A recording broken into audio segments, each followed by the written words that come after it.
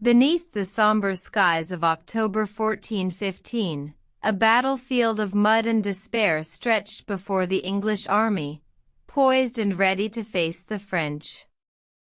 King Henry V, the Lionheart of England, stood resolute at the head of his forces, a crown of gold upon his brow. The 100 Years' War had raged for decades, a bitter feud between two nations, each vying for dominance in the heart of Europe. Henry, determined to claim his rightful inheritance, had crossed the English Channel with a small army, intending to prove his mettle on the battlefield. The French, led by the Dauphin Charles, had vastly superior numbers.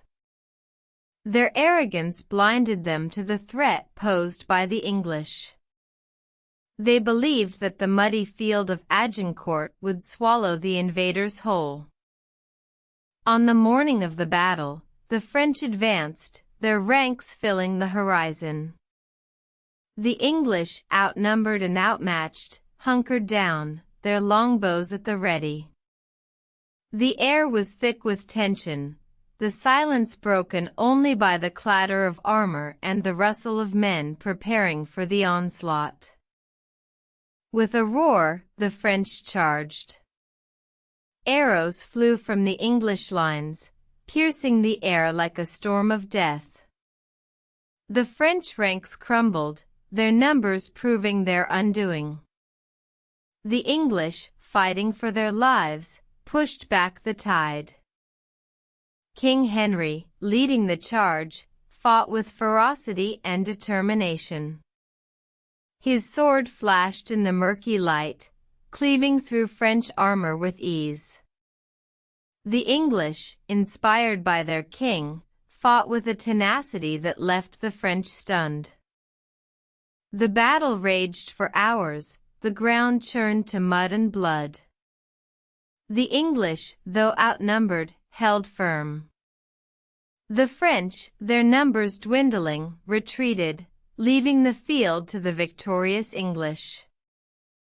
The Battle of Agincourt was a turning point in the 100 Years' War. Henry's victory cemented his legacy as a great king, and the English claim to the French throne was reaffirmed.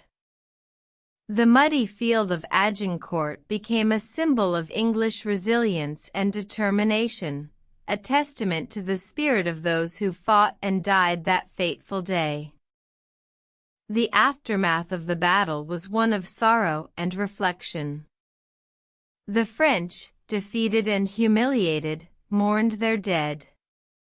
The English, victorious but weary, began the long journey home, their victory bittersweet. The 100 Years' War would continue for another half-century, but the Battle of Agincourt would forever be remembered as a triumph of the underdog, a testament to the indomitable spirit of those who dared to defy the odds.